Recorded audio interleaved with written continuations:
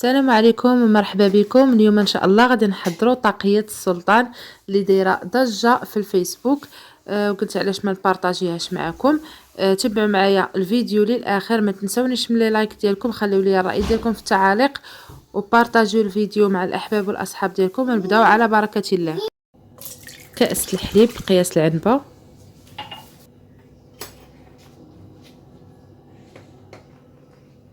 الخميرة الفورية معلقة ونص كبيرة،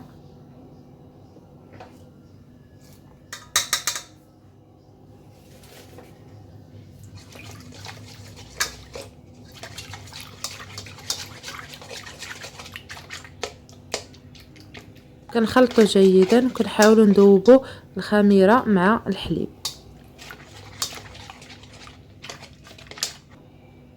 نصف معلقة صغيرة الملح،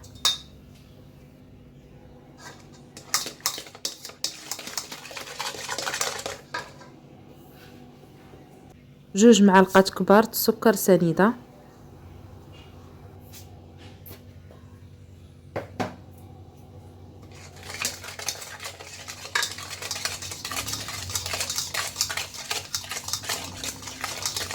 كأس الزيت بقياس العنبة،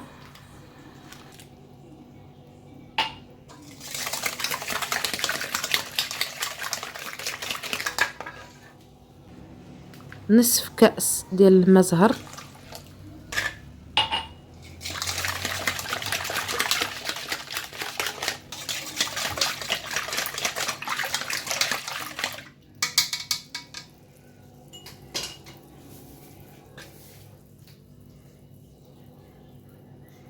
غنضيفو الدقيق الابيض الفورس على حساب الخليط،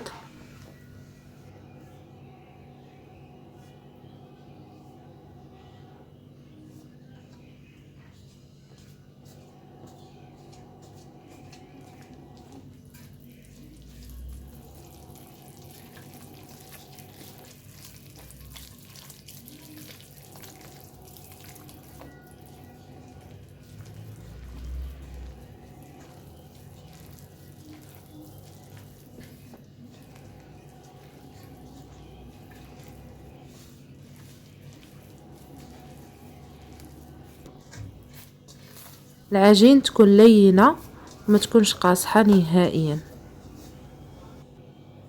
غنقسم العجين نصفين متساويين على هذا الشكل، غنحصل على جوج ديال الكرات.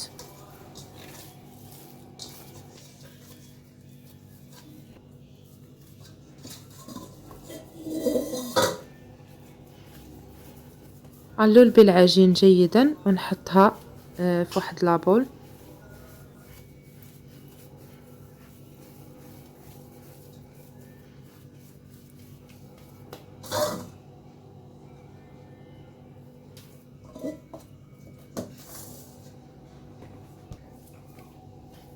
والعجين الثانيه غادي نضيف ليها معلقه كبيره ونصف ديال الكاكاو، وغنضيف لها كذلك معلقه كبيره ديال الماء زهر باش ما تجينيش قاصحه، وغادي نحاول ندخل فيها هاد المكونات مزيان حتى نحصل على لون موحد بهذا الشكل هذا.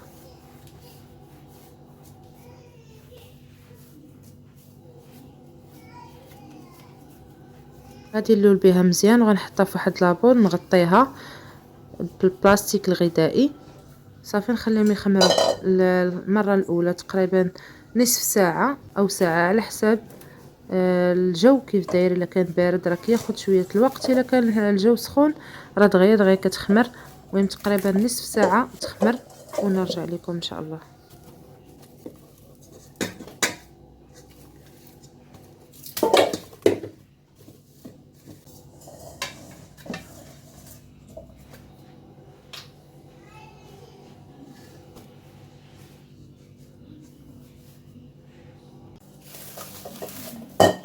من بعد ما خمرات العجين بهذا الشكل هذا كيف كتشوفوا كيتضاعف الحجم ديالها، كنخويهم من هذاك الهواء اللي فيهم.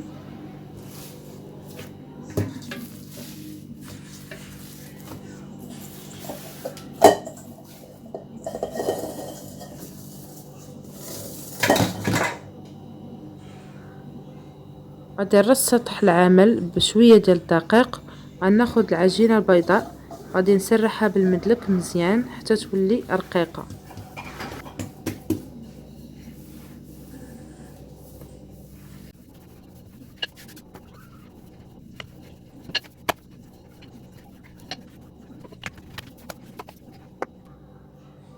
غادي ناخد العجين الثانيه غنسرحها حتى هي بنفس الطريقه.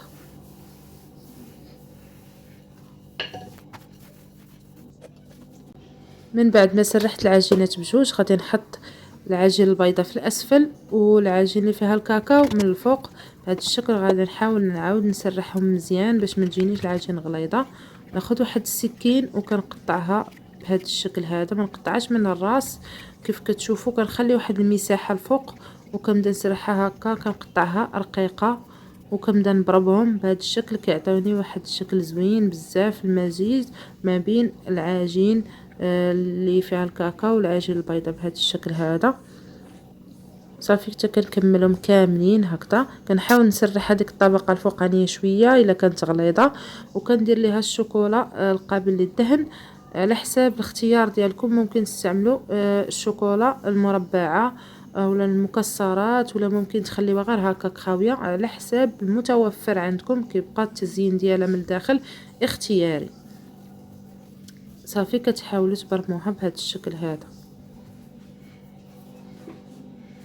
غناخد القالب اللي غندير فيه البريوش او طاقية السلطان بهذا الشكل. درت فيه البابي كويسون، انا خديته طويل هكذا. ممكن تاخدو غير ديال الكيك العادي داك اللي كيكون فيه تقبه من الوسط، حتى هو كتجي فيه زوينه. صافي وغنحاول نقادها لداخل.